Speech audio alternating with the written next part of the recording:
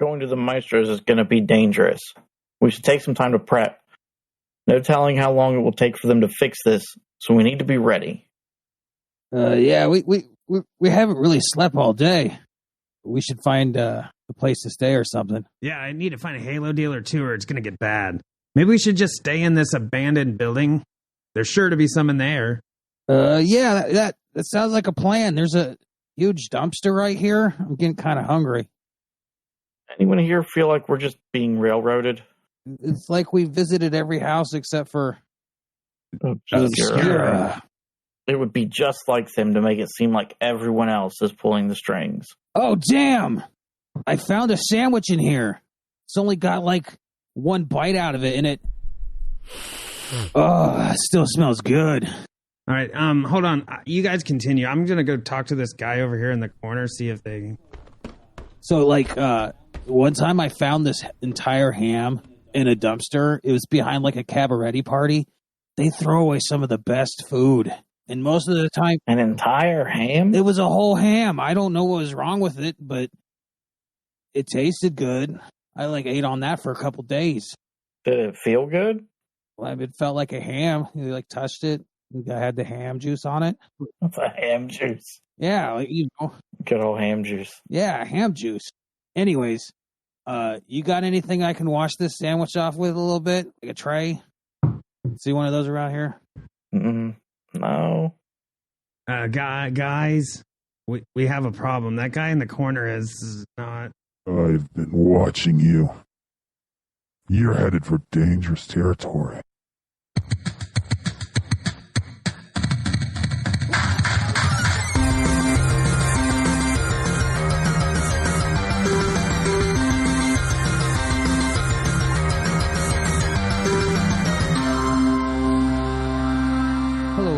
Welcome to another episode of Magic Proving Grounds, the only Magic the Gathering podcast that proves you have to invest man in yourself in order to specialize. How's everybody doing today? Doing pretty good. Beautiful day in the neighborhood. Yeah, sweaters and all. I'm, of course, your host, Moderator Dave. It would definitely not be a beautiful day in the neighborhood if you were wearing a sweater. Not right now. I'm Ben, the Pioneer guru on this podcast. So I'm going to talk about Pioneer, and you guys are going to poo it down, and that's okay. But Pioneer's good. You should play more of it. Who else do we have with us? Same as always. It's Dave. It's the other Dave. The better Dave. Here to poo-poo on Pioneer because it sucks. So what have y'all been doing this week? Playing more Pioneer. I got to play some Pioneer in person with Moderator Dave. That was pretty fun. Yes, I was there. It was pretty fun. Couldn't get you to play Commander, though. I was a little perturbed about that. No. There was two people with Pioneer decks? That's we impressive. all showed up to the same location in the middle of nowhere in our covered wagons and played some Pioneer. But also, they were all Ben's Pioneer decks. I don't have one. Yeah, so that makes more sense. Yeah, the only way Ben's going to get someone else to play Pioneer with him is to provide them with a Pioneer deck. Yes, that's the trick. Then they get addicted to it, and then they can't stop. How's that working out for you? Dave, are you addicted to Pioneer now? I really like the green, what's the name of that one? The green one?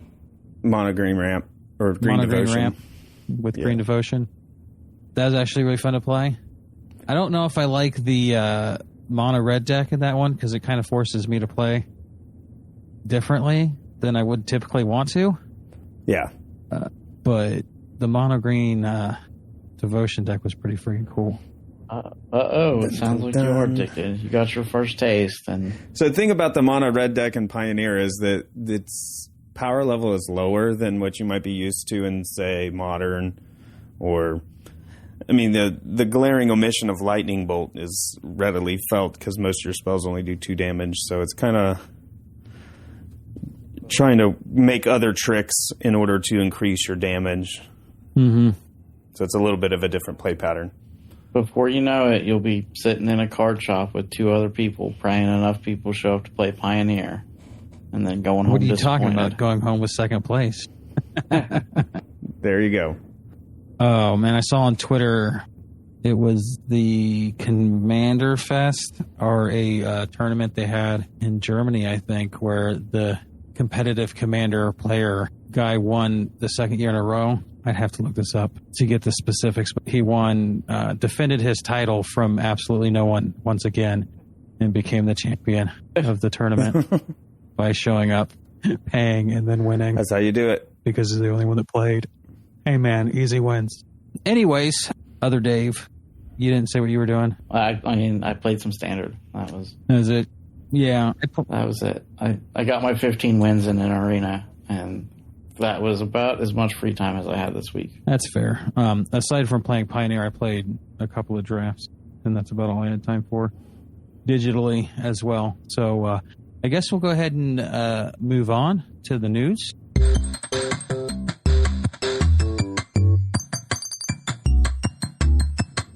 We'll go ahead and mention this top story that just broke this morning. Due to, I assume, more supply chain issues, Wizards has pushed back the release date of the Warhammer Commander decks. They were originally supposed to be released on August 12th, and they've pushed them back to October 7th. I'm sure there's some people that were looking forward to this that will have to wait almost 2 months.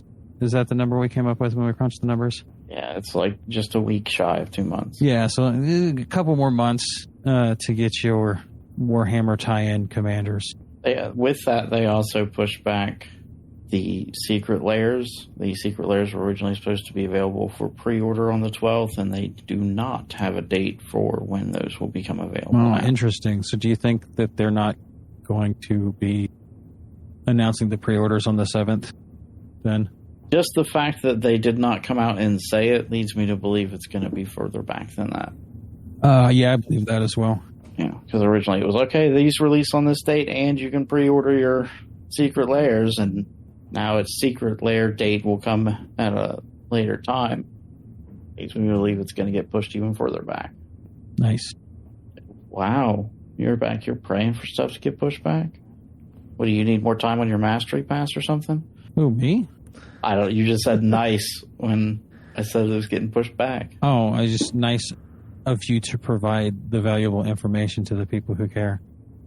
Oh, I see. No, I don't need more time. Mastery pass. Also, not entirely sure how that relates to this paper-only product. Oh yeah, it doesn't really at all. You just trying to troll me. I get it.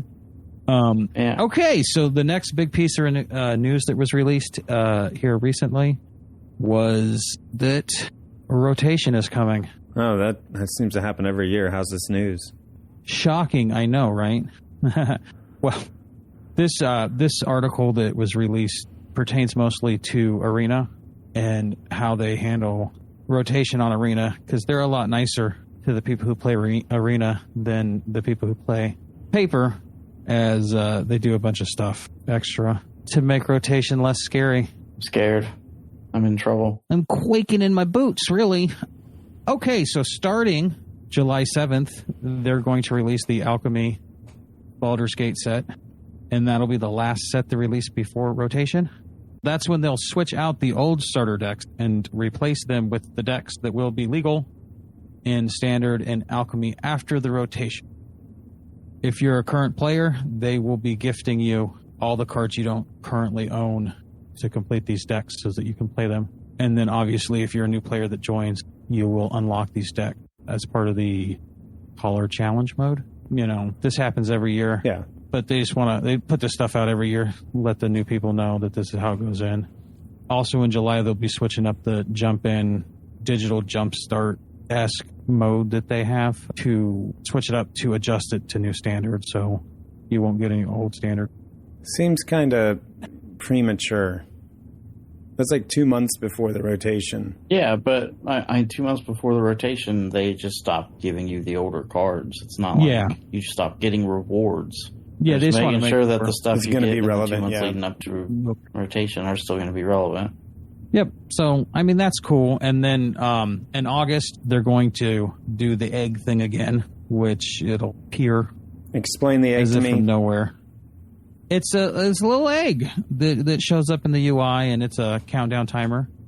to rotation. It has like a cheese grater on it, and you use it to get rid of calluses. Oh, yes, those are handy. Grandma's bunions. Are you guys done? When the countdown hits 0, you break the egg. Are you being the serious one this podcast? Is that where we're at? I'm always the serious one, aren't I? Thought I was the one that kept everybody in line, kept things moving.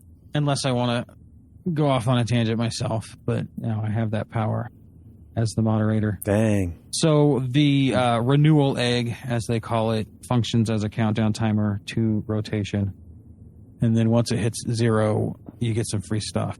And we'll cover that here in a minute. Because in September, Dominaria United is released. And this is what will trigger rotation, because this is going to be the first set released in new standard. And at that point, all the old sets will leave. And then Dave has to build a new aggro deck. Oh, no. See, I only play non-rotating format, so I don't have to build anything new. See? Big brained. So anyways, any set older than Midnight Hunt will only be playable in the non-rotating formats, like Historic. Also, in September, when rotation happens, the egg will pop, and they will be giving you individual card rewards. You'll get rares, including 1 from each of the 5 non-rotating sets, and another 4 rares, plus 1 mythic from Dominaria United. Additionally, you'll also get more Dominaria card into pack and jump-in tokens added to your mastery track. So as you earn XP, you'll get more rewards that you can only get from cracking the egg open. So, yay, free stuff if you log on and play. So free random rares and mythics? Yeah, individual card rewards, so they're random. I would have liked wild cards. That would have been nice for them. Yeah, it would have been very nice. People would have really enjoyed that. Yeah, well, they don't really care what's nice. The sets that are leaving standard are Zendikar Rising, Kaldheim, Strixhaven, School of Mages, Dungeons and Dragons, Adventures in the Forgotten Realm. Those are leaving, will no longer be in standard. Say goodbye to your inky things, your Norse mythology, your Zendikarians, and your Forgotten Realms. The sets that will... You should say your Forgotten Realm party. Say goodbye to your Forgotten Realm. Your D&D party. Yeah. The sets that will comprise new standard will be Innistrad Midnight Hunt, Innistrad Crimson Vow, Kamigawa Neon Dynasty, Streets of New Capenna, and Dominaria United. And then if you do the Alchemy nonsense, also Alchemy Horizons, Baldur's Gate will be Alchemy only. That's what the future will hold over the course of the next... And that rotates out with the release of Dominaria United in September. What decks do you think survive rotation? I don't know, because I would have to standard have any kind of idea of what would be affecting. I'm going to assume any ones that rely heavily on the double-sided card from Kaldheim. Those are right. Yeah. Like, I think the white aggro deck is done. I think too much of it comes from there. Depending on what's in Dominaria United. Yeah, because, I mean, losing the aspirant was pretty big. Yeah. Just to clarify, I meant double-sided land cards, not... Mono green can probably survive. What do they lose? Old Growth Troll? That's a big hit for that deck. Right, but they still have Esika's Chariot with... I guess they're losing Ranger class, No, they would lose Esika's Chariot. That was a Kaldheim card. Oh, it was. You're right. Yeah, Mono green. Yeah, Topiary Stomper's new, so that's good. That's... But at least Mono green in the form it's in is toast. Yeah, there'll be adjustments. Obviously, Naya Enchantments is gone because most of those, or the runes, the Naya runes, that came from Kaldheim, most of those cards. So that deck is like gone. There'll be a mono green stompy deck that kind of comes up. It'll just look entirely different, but something like the Naya runes will be gone entirely. Oh, please tell me, does mono green and does mono red aggro survive? I mean, there will be a mono red aggro. I don't know if it'll be good or not. I'd say it hasn't survived very well in standard at the moment. So, no, it's probably not getting any better. I mean, there was a moment in standard where it was the thing. Those happen every once in a blue moon, and then that's when I play standard. Yeah, I'm guessing Jund probably survives or finds a way to survive just because of Obnixilis. Yeah, without Chariot, it probably could still take some sort of form. Yeah. Mono White might survive just because of Wandering Emperor. Yeah, and Angels. Right. As long as they print a few more new Angels in Dominaria United. Because a lot of the Angels came from Zendikar or they could just... Kaldheim. Control always seems to do well on rotation, and they'll be in a good place with Wandering Emperor still around as well. True. Yeah. Well, I think maybe it's time to move on to our super mega double super spoiler show, where we're going to talk about... We're going over double the spoilers because of Double Masters. Woohoo. And also the Alchemy Baldur's Gate set, because Wizards decided to release them on top of each other. That's why I said we're going over double spoilers. Double. I thought you were making a Double Masters joke. Well, I was making a Double Masters joke, but I was also referencing what we were about to do. Oh, see, that went right over my head. I apologize. Killed it for everybody. Really ruined the mirrored. So I'm proud of you. Thanks, man. I really appreciate it. I'm glad that I've made somebody proud. Waited my entire life for this moment. Okay, so being that Double Masters is a reprint and a reprint set, and we've already talked about literally the only card that wasn't a reprint last episode. You guys are wondering what it's about. You can go check that out. Let's just speed run this and give your favorite reprints, and then maybe a brief explainer as to why you're stoked. You know, aside from, you know, didn't get cheaper. Oh, that takes care of all of my picks. I'm just excited for these picks because they'll get cheaper. Then you can go. Yeah. Well, make that clear up. And then if you have anything else to add. I don't know that there's anything really else to add because that's the point of the Double Masters. Is this is just reprinting to make them cheaper? I don't know. I mean, and for the draft format, but and to give you sweet new art. That's true. On what? I haven't seen any new art on any of the cards. Like art's pretty cool. That's not true. I guess that's not true. I'd say that Smothering Tithe art is awesome with that gnarled hand. And the ring from each color of mana. Really like the new Muldrotha art and the new Vidalcan Orrery art. Got a real art head over here, another Dave. It's true. That's also why I'm into comic books. Hey, man. You like what you like. I like comic books, too. Anyways, so are those the sum total of your reprint picks, other Dave? Oh, yeah. No, I those new arts. I really like those. Other than that, I could care less. Let's go over yours next, Ben. As I've stated previously, Ren and 6 is exciting because it was the higher, above $100 for the card, and now it's looking to shake down to sub 50 maybe. So that's good if it doesn't get banned immediately after its release. Like people seem to think. I don't know if that it will get banned, but also Cavernous Souls, Force of Negation, Green Sun Zenith, Consecrated Sphinx. Those are pretty excited that they kind of go down in price, especially Cavernous Souls and Force of Negation, because you're looking at, Cavernous Souls is also $100 plus card. Force of Negation's about $70 or $80. So that makes it more affordable for modern type of decks to play this. Like I haven't built the cascading decks yet because I don't want to pay for Force of Negation. I haven't built Amulet Titan for Modern because I don't want to pay for Caverns of Souls. If you can get them cheaper, that'll be good. Sick. Okay, well, I'm going to give you a rundown of mine. Surprisingly enough, this set reprinted a lot of cards that are really nice for Commander. Yeah, but in the Battle for Baldur's Gate set, they didn't print a lot of cards that would be nice for Commander. Yeah, we should talk about that. What? After I tell you what my picks are. Sure. So it's not to steer off into a rant. Anyways, Imperial Seal. This card was basically only printed in Portal 3 Kingdoms. It's like crazy expensive. It's also basically Vampiric Tutor. So now you can have 2 Vampiric Tutors in your black Commander deck if you want, because you pick up Imperial Seal for less than $1,700, Yeah. which is what it was. I was going for. I was gonna point out you could have before, but you would have been paying an arm and a leg for that card. Yeah, and you're still gonna pay an arm and a leg for this card. It'll just be maybe just an arm, not both. Sub $1,700.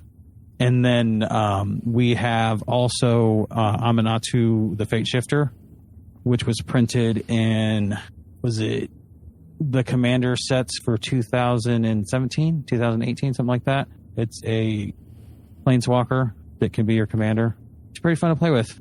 I play with the pre-con, came in all the time. It's real fun to play with. And then another big one that people were really stoked about is Teferi's Protection, which again was only released in a Commander pre-con set. So it was in the Strixhaven archives. Oh, well, yeah, that too. Do those really count, though? They're like lottery cards. Yeah, I mean, you get one in each pack. You know. Yeah, I agree, though. They're not typically counted too much as air, man. That I don't think that the Strixhaven archives really affected the prices of cards. No, because those are always more. And nobody bought than the other Strixhaven ones. Yeah. Dockside Extortionist. Did I mention this one already? If you didn't, everybody else on the internet did. Yeah. Yeah. Everybody's real stoked about this one. This also gets my pick for most flavorful card of the set because of the flavor text, which reads, "It's just business." Like, everybody's been complaining Wizards will not reprint this card for, like, ever since printed it in the one Commander set it was in, and then everybody's like, print it again, and then they finally do. And this, like, is just business.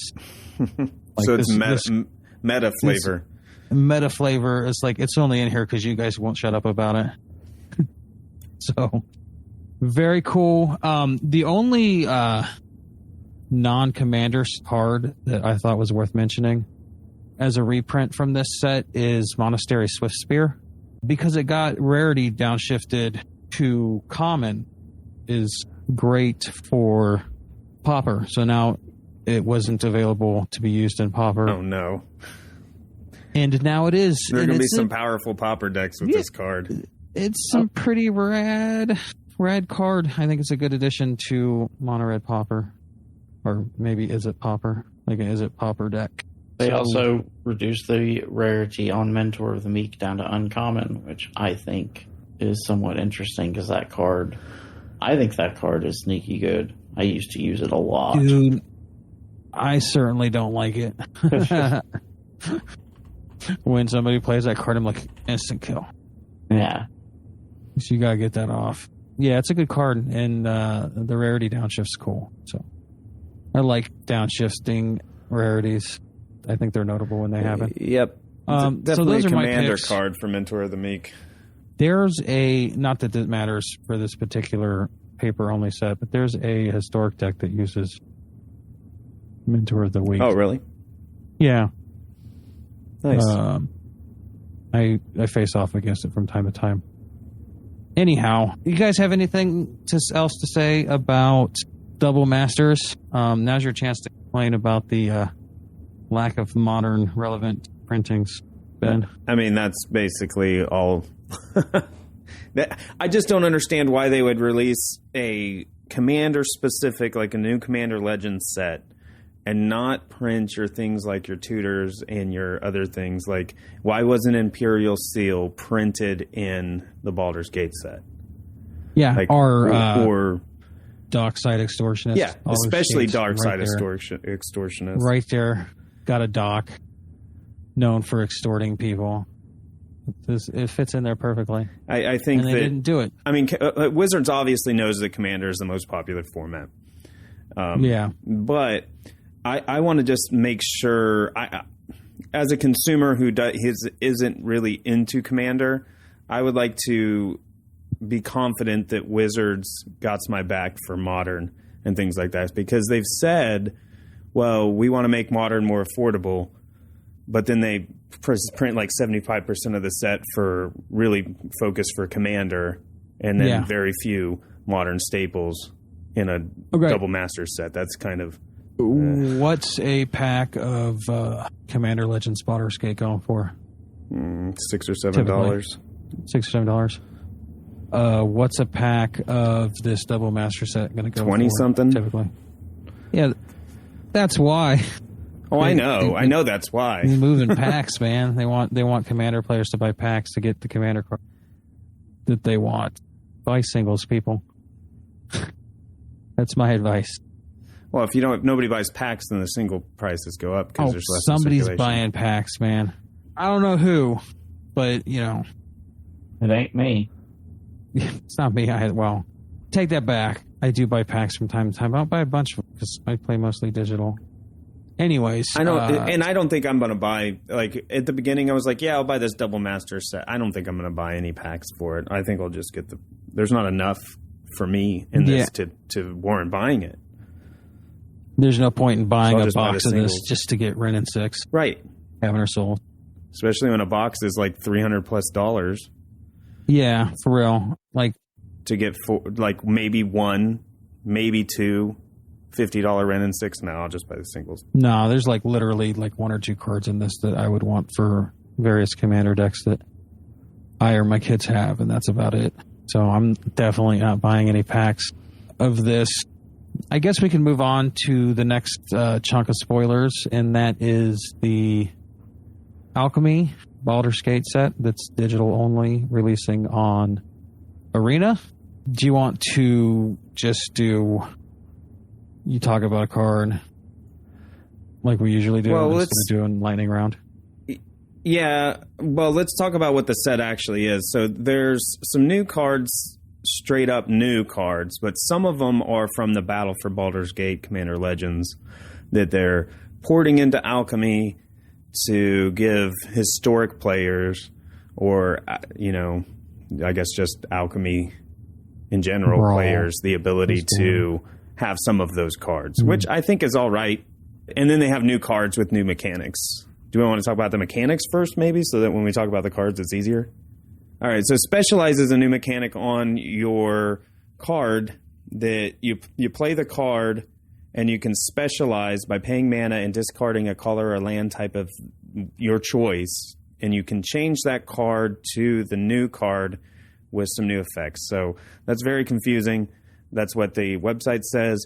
But in a nutshell, you play the card, and then there's 5 different versions of the Specialized that pertains one to each color that would be spliced onto the card in a way by specializing. So if you're a black card, then you discard a red card and it gets the red ability on top of the card already. So, or blue, you can choose whatever.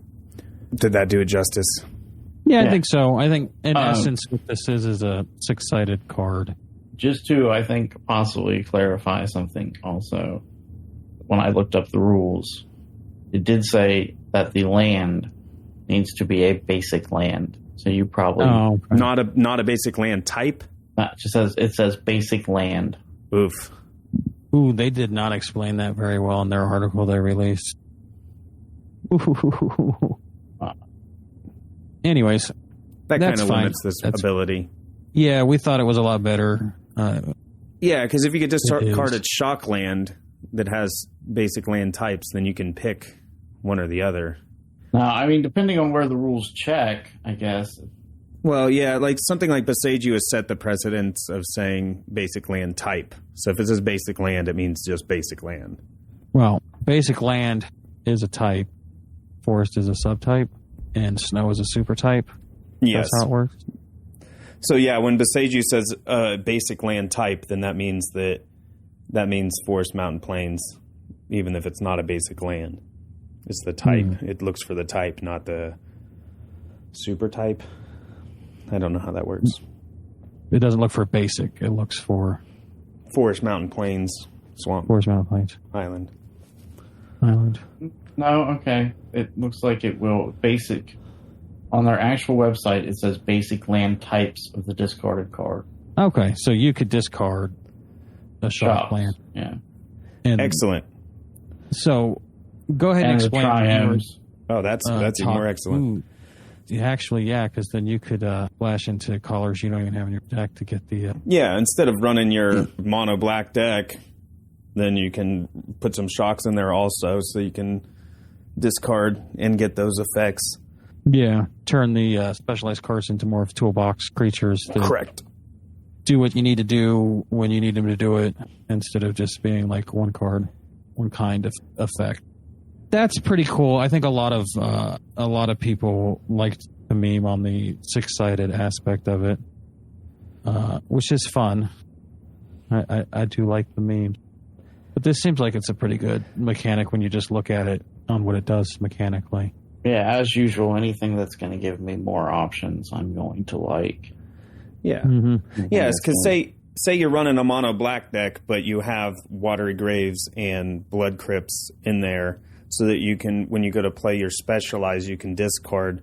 You can play it as a land if you need to, but you can also just discard it to get the blue or discard it to get the red based on what you need at that specific time. Yeah. So that sounds like it could be powerful. I haven't really dug much into, like, it's something you have to play with to see if it'd be worth doing all that. But because they're limited to very specific cards that have this ability. So does this mean that you're going to start playing Alchemy to figure out if this is a good mechanic or not? I still enjoy Alchemy. Depends on how many, because this Viconia that they're giving as a example is an uncommon rarity. So if they're all like that, maybe. So they did say they were going to downshift rarities. Well, they said they were going to provide more at uncommon. Yeah, that's what I mean. I have a bone to pick with the gates, because in paper they're... I understand that technically the same card, you got card names and stuff, but they're kind of the same card, and they upshifted them. In the Baldur's Gate paper said they were common, and in the Alchemy set they're uncommon. Do we have a specialized card we wanted to talk about in specific? I have one in mind. All right, let's do it. So to go over the specialized, looking at a card in my picks, I have Will Pact Bound Duelist. For 5, he's a 4/4, 2 red and 3 colorless. When he enters the battlefield, you gain control of target artifact or creature an opponent controls with mana value 4 or less until the end of your next turn. So you're taking control of one of your opponent's things, and then his specialize. When he specializes, every one of his when he specializes triggers is based on sacrificing another artifact or creature. So you get one of your opponent's creatures for casting him. You sacrifice it when you specialize him. In order to, yeah. Nice. Now, can you specialize at any time, or you play it and then you specialize it after it's on the board, or you specialize as you cast? It's kind of unclear. Well, it's an activated ability, right? So you could, because it's specialized pay 2. Is it an extra cost? Well, is it? Because it doesn't have the kicker, or is it not? No, it's not like kicker. You can do it at any time. That's good. You play them. I just don't. I haven't seen them mention anything about the speed at which you can do it, which leads me to believe it should be instant speed. Mm-hmm. Yeah, that was my understanding. I would say if unless you can do it at any time, instant speed, this mechanic is not good. So, yeah, no, I believe that would be how it is. Because why else would you? Why would you play it otherwise? Why does it have to be as an instant? Well, no, I'm sorry. It's not an additional casting cost to cast. You play it, you can play it at the next turn or whatever. Because otherwise, that card you're talking about to specialize is going to cost you 7 mana. Right. No, you can specialize your next turn. That's why it's important that Will gets control of the artifact or creature that he gets until the end of your next turn. So that you can cast and survive, take control of it, and then sacrifice it the next turn. Yeah, attack with it, then sack it before it dies or after it does damage. Yeah, that's cool. And so, yeah, each one of his specializes. So if you specialize into red, get Will the Blade Pact. It says when he specializes, you sacrifice another creature or artifact. If you do, untap Will the Blade Pact. And after this main phase, there's an additional combat phase. Nice. Does it have different things based on what color? Yes, it does. So if you specialize into white, Again, you sacrifice another creature artifact. If you do, return target creature card from your graveyard to the battlefield. It gains haste. If its mana value is 4 or greater, you sacrifice it at the beginning of your next end step. But even if it's 4 or greater, you still get 2 turns out of it. Yeah. So this is why I didn't pick a specialist card. I didn't read all the faces. If you specialize into blue, you can sacrifice another artifact or creature. If you do, you return an instant or sorcery card from your graveyard to your hand. Snappy. If you specialize into green, again, sacrifice creature artifact. Will the Fate Pact perpetually gets +3/+3 and gains trample. And I think black may be my favorite one. When this creature specializes, you sacrifice another creature or artifact. If you do, draw 3 cards unless your opponent pays 5 life. Oh, nice. Sick. That is actually really cool for black card draw. Yeah. I think it should be noted that if you blink this card, it reflips to first face, and then you can respecialize in something else. Correct? Looks to be that way.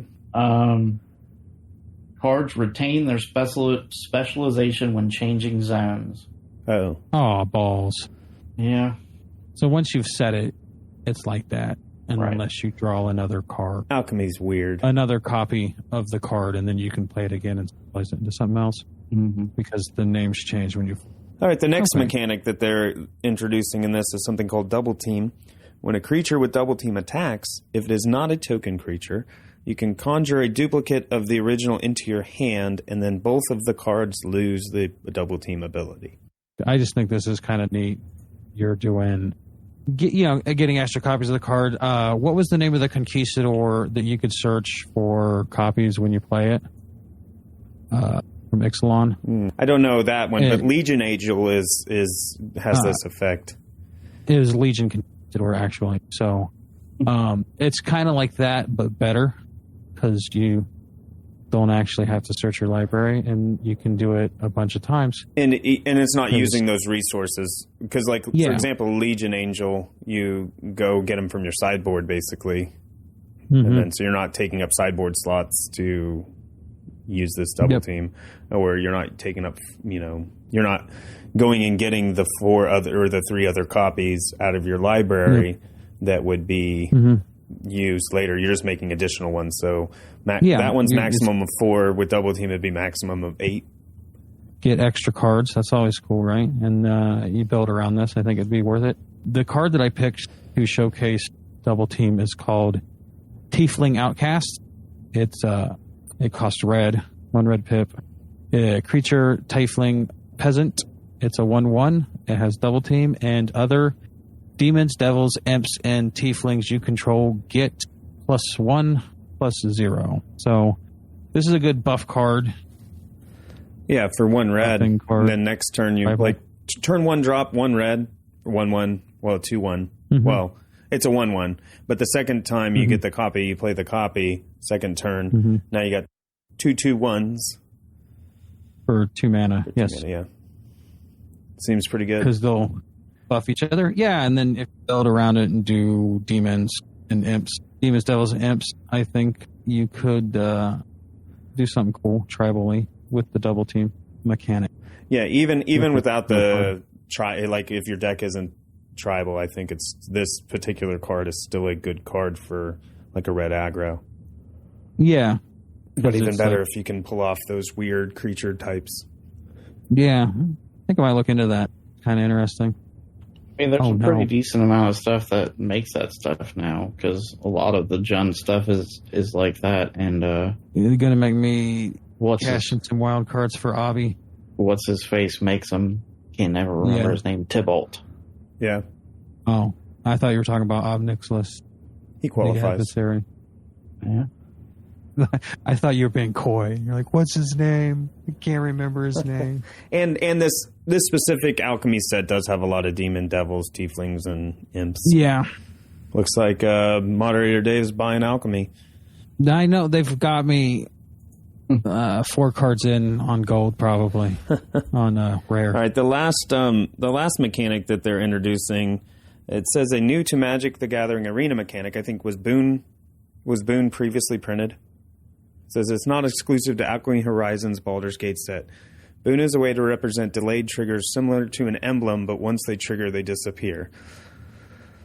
So the example they get is Arcane Archery. When you cast your next creature spell, that creature enters the battlefield with an additional 1/1 counter, reach counter, and trample counter on it. And then once that's used, it goes away. So Boon is introduced in Alchemy Horizons Baldur Gate. It is not a previous mechanic. Okay, so they're just saying that they're going to maybe use it later, too. It won't be exclusive to this set. Cool.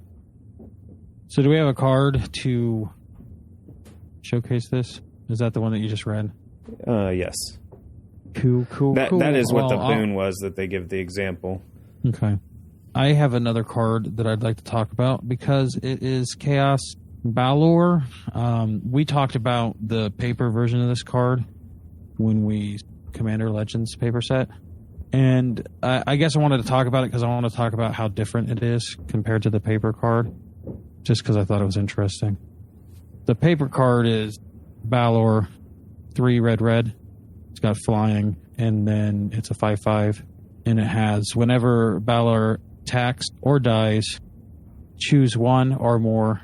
Each mode must target a different player. And then you have target opponent draws 3 cards, then discards 3 cards at random. Target opponent sacrifices a non-token artifact, and Baldur deals damage to a target opponent equal to the number of cards in their hand. This is the existing paper card from the Commander Legends set. And then we have the Alchemy card, which is 3 red. It's a flying demon. It is now a 4/5, and it has whenever Chaos Baldur, which is its new name, attacks or dies, choose 2. Each mode must target a different player. And then you have target player discards all cards in their hand, then seeks that many non-land card. The second mode is Chaos Baldur deals 2 damage to target player, and they create 2 treasure tokens. Third mode is Chaos Baldur deals 2 damage to each creature target player controls. Those creatures perpetually get +2/+. So I thought this was interesting because, the other one was obviously designed for Commander, and this is obviously designed for a digital client that you can only play one-on-one. So Yeah, it is. 2 players total. It is kind of weird.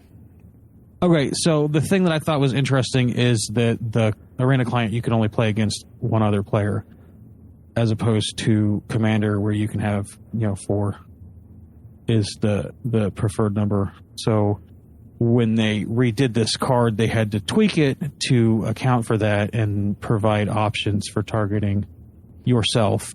So they have to have some upside instead of being all, downside. So that you get stuff like the deal 2 damage to each creature target player controls. Those creatures perpetually get +2/+0, so that you get some upside. So I thought it was an interesting version of the card. Yeah. I like that it says choose 2, not up to 2. And so no matter what, you have to pick something to target yourself with. So what would you prefer to get hit with? Yeah. No, that was a question. I would probably almost always hit myself with the first one. Okay. What about you, Ben? I guess it just depends on the situation, but the draw, well, it's seeking the cards, but yeah. Seek. Okay. By default. I don't know. I like pumping my creatures. Yeah, because Seek is going to give me some hand sculpting. I'm going to get what I want out of it, and I guess the Seek first option is probably the smartest play in a vacuum. unless I needed the mana to cast something bigger. Or if you have your combo pieces in your hand already and you don't need to sculpt, then Yeah. I don't know. I like the third option. Deal 2 damage to each creature target player controls. Those creatures perpetually get +2/+0. I think that's kind of neat. I like that option too. I just not sure that it's always in my best interest, I guess. Yeah. Which one would you hit your opponent with? Like in a vacuum? Which has the least downsize? 2 damage, 2 treasure tokens is what I would pick. you give them 2 treasure tokens? What else are you going to do? You're going to let them seek cards out of their deck? Or you're going to let all their creatures get +2/+0? Unless it kills them. Yeah. Yeah, I guess. But that was the other thing I in was a going to say, vacuum. is that is the one option that does damage to the player, meaning get Chaos Valor having flying, most likely getting through anyway, is going to do 6 damage, Right. opposed to 4. And I think the 2 treasure tokens is probably the option you want to go with. If 2 damage to each creature is going to wipe their board, of course I'm going to pick that. Right. But, I In a don't think vacuum, that's you true just out. default second option. Yeah, I think second option, if you can wipe with the third option, that would be good. But yeah, I think this is a pretty cool card. I might like the Alchemy version better than the other one, to be honest. It makes things interesting. So I can talk about a couple of the cards that I think are cool from this Alchemy set. If I start playing Alchemy, probably my first rule of order would be to figure out how to use gates in Historic and make a really good gate deck. There's a card called Follow the Tracks. Costs 1 green to colorless. Sorcery, conjure a card of your choice from the following, or from the Follow the Tracks spellbook onto the battlefield. And it gives you, the spellbook is basically one of each of the 5 gates, colored gates from the set.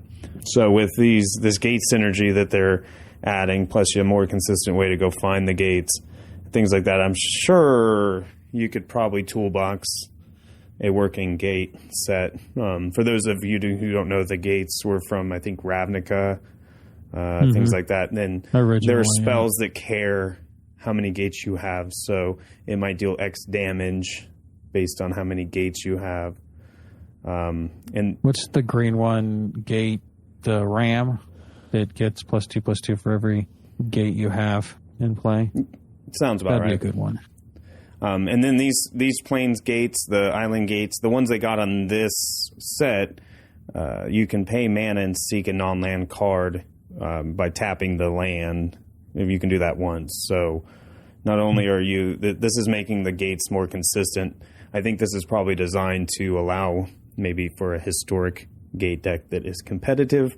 I think that's probably what I would do if I dabble in Alchemy. Yeah, I would probably like to put together a Historic gates deck using these cards. Yeah, it's gonna allow the Seems like gate, it might because be I think fun. the issue with the gates is it wasn't very consistent. Yeah. And this is adding consistency to gates, so you could probably do something with them. Yep. You can discard these to specialize as well. Yeah, I think it's neat. Yeah. I don't have any more cards, so let's just go over your cards. Okay, and so the next one I have is, I'm going to try to butcher this name, Oya Minaratok Polar Werebear. It's 2 green and 2 colorless. He's a legendary creature, giant bear, 4/5. He has Hex Proof if it hasn't dealt damage yet. Whenever it deals combat damage to a player, you create a food token. You can pay 1 blue to sacrifice a food token to draft a card from the spellbook, when his spellbook, or the bear's spellbook. When you do, add 3 blue mana.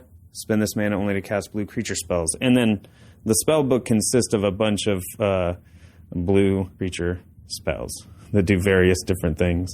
Some of them, basically, you can just cast with that 3 to get you out of a bad spot, give you some defenders. Other ones are higher cost that the 3 blue mana will help you ramp into something like a Voracious Great Shark. Or, yeah, check out that list online. I'm not going to go over them all, but it just seems cool that you can attack with this polar bear and then throw a creature down that's going to help you based on any situation. Yeah, I think the Hex Proof caveat that it has here is pretty neat. As far as digital only use of mechanics goes. Yeah, that would be like next to impossible to track in paper accurately. Nah, they could do a hexproof counter, and if it deals damage, remove the counter in paper. They could do this. Yeah. And then what? Give it back to him at the end of each turn? No, because this one is just permanently. I believe it has hexproofs if it hasn't dealt damage yet. So once it deals damage, it would lose hexproof for the rest of the time it's on the board, right? Yeah, that's the way it reads to me. Oh, I must have misread it. But then you can get craziness with the hexproof counters, like in paper. Yeah, and you can double them and doubling season. I've got 2. I'm double hexproof.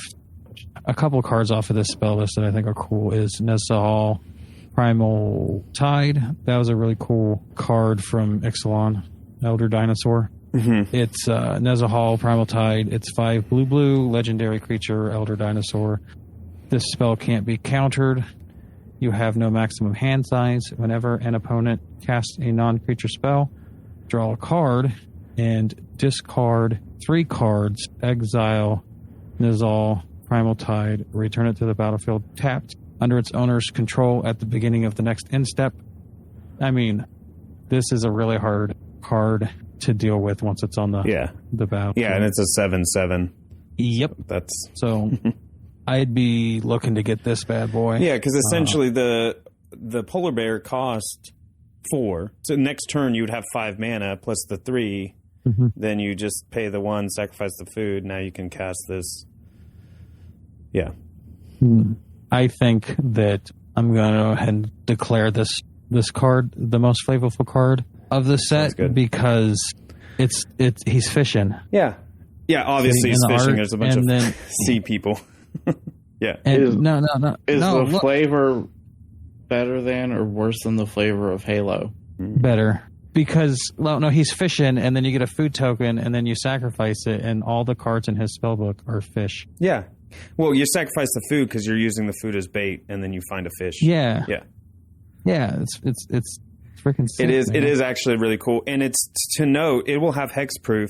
If you have another way to make food tokens, this thing will perpetually have hex proof because you don't have to deal damage to do the sacrifice of food, then draft a card. So this will just sit there. Hex proof. Like shove a couple cats in an oven. Yeah. Make some food tokens. Yep. I kind of want to rework that. But wait, what are you saying about hexproof? What? If it hasn't dealt damage, it has hexproof. You don't have to use its ability. You don't have to deal damage. I see. If you never attack with it. Yeah, if you never deal damage with it, it will perpetually have hexproof. So if you have a golden goose, this will go in that food deck combo. Yeah, that's what I'm saying. This definitely there has to be a place in that deck for this card. Well, because the 3 blue mana, you don't even need blue in the deck. The 3 blue mana it gives you will pay for anything that you can. Nothing has 3 blue pips, so anything you can draft, it will pay for it. So yeah, this is made. I for really that like deck. this card. It really is. They're gonna make me go for rarity or rares into Alchemy again for a playset of this card. Man. Yep. They gotcha. They're getting me, man. Getting me. I will say that I'm more excited seeing what they're doing in this set. Like when I heard about it, I was like, oh, okay, come on, more Alchemy stuff. But I am actually, after I've looked at it, the new stuff they've added is very interesting. When we started going over the spoilers for the show and this set, I was like, guess we can spend some time crapping on Alchemy some more. It'll be fine. And then it's like, actually, these are kind of cool. Yeah, I got a couple of things that I want to look at. Adding that to the food deck, making the gate deck. Yeah, I can mess with it. Yeah, I'm kind of excited a little bit. We might all be Alchemy heads here by the end of the year. I mean, if you're gonna have a digital format, why not take advantage of it? Makes sense to me. Not too shabby. So, do we have any other cards up that we want to talk about, or are we done? I'm good. Yeah, I guess. I mean, I have Tasha on my list because I think she's really good. Yeah. Tell us about Tasha, Dave. As I have said multiple times before, any time that I can win with my opponent's cards, I like to do so. This is an exact copy of the paper card, or does it have different abilities? Obviously, minus it can be your commander clause because it's not on there. I didn't realize that she had a paper card, but that's what happens when you don't play paper for a really long time. I don't think this is the same card. Is it not? Let me look it up. That's why I was asking. She just had one released in the last... Because the other one was called the Witch Queen. Then it's not. And she did... The Witch Queen. Nope, it's different. She drew cards and stuff and spell stuff. So this Tasha is 1 black, 1 blue, 2 colorless, starts with 4 loyalty for an additional... or +1 loyalty... Till your next turn, whenever a creature attacks you or Tasha, put a -1/-1 counter on that creature. I think that's a good defensive +1. Yep. To help keep her alive, to de-incentivize attacks, to control the board. The -2, target opponent puts a creature card of their choice from their graveyard onto the battlefield under your control, and that creature gains Ward 2. Yes. Yes, you're giving a creature evasion. You're using your opponent's stuff against them, especially if they only have good stuff in their graveyard. Like if all they have is bad options. Yes. Within the -6, target opponent reveals cards from the top of their library until they reveal 3 creature cards. Put those cards into the battlefield under your control. That player puts the rest into their graveyard. I really like the -6 because depending on what deck you're playing with, you could mill them for a whole ton of... Like if you're playing blue-red control where there's really barely any creatures, you could mill their whole deck into their graveyard. Ooh, that's rough, buddy. Okay, I want to point something out, because this is why I was confused when I saw this card. The art on the Alchemy card is the exact same art from the completely different Baldur's Gate card. Is it?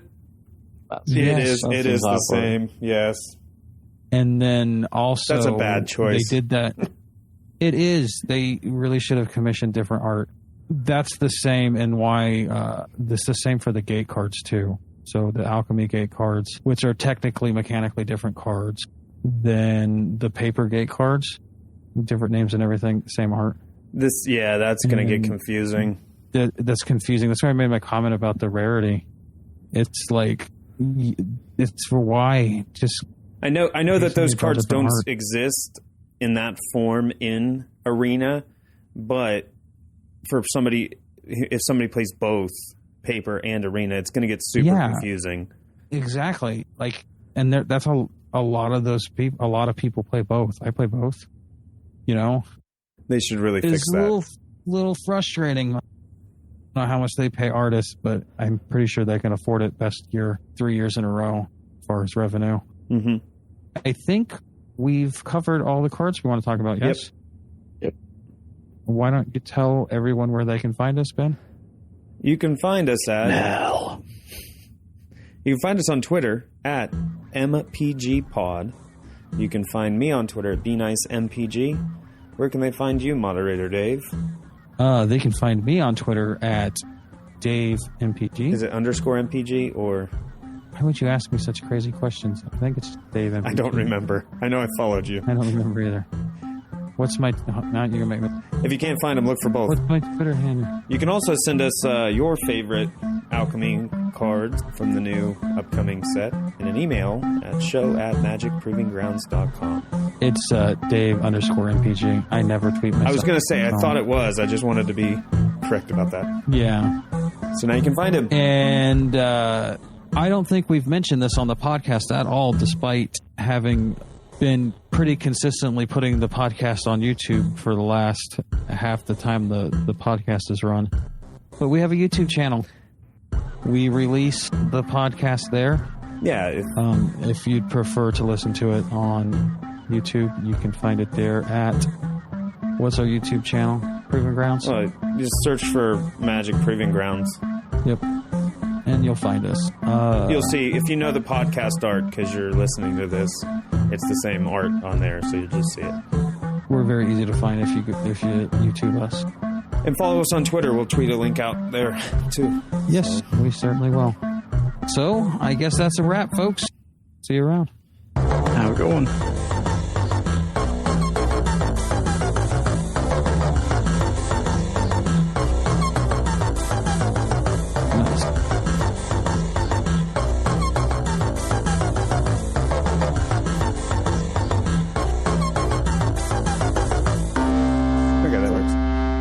Sultry sounding demon. I was trying to go sexy vampire demon.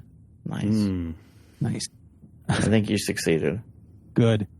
This other time I found like some shrimp fried rice in the garbage, and you know, shrimp fry really good rice, I have to say.